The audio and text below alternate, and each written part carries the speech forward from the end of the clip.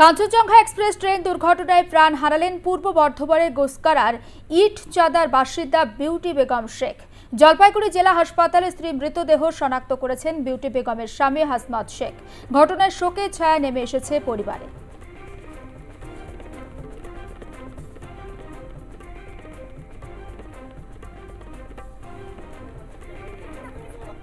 যিনি মারা গেছেন ওনার হাজব্যান্ড হাসমত শেখ, উনি ঘুষকরা পৌরসভার বহুদিনের অস্থায়ী কর্মী। তো এই কারণেই আমাদের আরও বেশি খারাপ লাগছে যে আমাদের পৌরসভার সঙ্গে যুক্ত এরকম একজন মাটার দুর্ঘটনায় মারা গেলেন। আমরা ঘুষকরাবাসী হিসেবে আমি বা পৌরপতি হিসেবে আমি বলছি যে আমি অত্যন্ত মর্মাহত এই ঘটনার জন্য।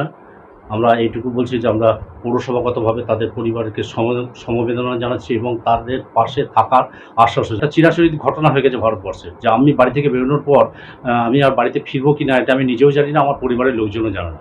আমি কেন্দ্রীয় সরকার এবং সেই কেন্দ্রীয় সরকারের যে একদম একটা চরম ব্যর্থতা, এটা যে মানুষের জীবনকে নিয়ে তারা ছিনিমিনি খেলছে। ছেলে ওকে চাপাতেই ছিল ট্রেনে, বলেছে পরের দিন আমি আজকে ঘর যাবো, জামাই মেয়ে আসবে, দিয়ে এসে চাপিয়ে দিয়ে গেছে। চাপিয়ে দিয়ে আবার ছেলে চলে গেছে কাজে, আর তখন শুনেছে ট্রেন অ্যাক্সিডেন্ট হয়েছে। ও আবার ফের পাল্টা এসে দেখেছে যে সব মরে পড়ে রয়েছে। তখন বলছে আমি তো এখানে ট্রেনই চাপিয়ে দিয়ে গেছি, তা দেখি। তখন খুঁজে খুঁজে দেখেছে হ্যাঁ আমার ডেড বডি রয়েছে। দিয়ে তখন এবার ঘরে ফোন করেছে, এবং ওরা বলেছে যে ডকুমেন্টস চাই। তখন ঘরে ফোন করে বলছে যে আধার ভোটার প্রমাণগুলো পাঠিয়ে দাও। মায়ের বাড়ি আসার কথা ছিল, মা শিলিগুড়িতে থাকে, আমার বাবা এখানে বিস্কুট ফ্যাক্টরিতে গাড়ি চালায়। তো সেইখানে এবার মা গেছিলো কিছুদিন আগে। এবার মা বাড়ি আজকে ঈদ বলে আমরা বলেছিলাম যে আমরা ঈদের পরের দিন যাবো।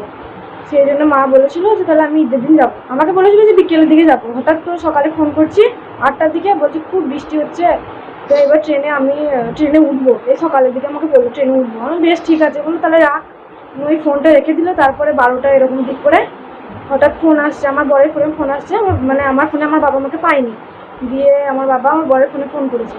দিয়ে আমি ফোনটা ধরলাম, দিয়ে আমি জিজ্ঞাসা করলাম কী হয়েছে। তখন এরকম বললো যে মারা গেছে, এরকম অ্যাক্সিডেন্ট হয়েছে। আমরা তো খবর দেখি না, আমরা জানিও না যে এই ট্রেনে আছে বা ট্রেনে অ্যাক্সিডেন্ট হয়েছে, সব কিছু জানি না। বাবা তো সকালে ডিউটি যায়।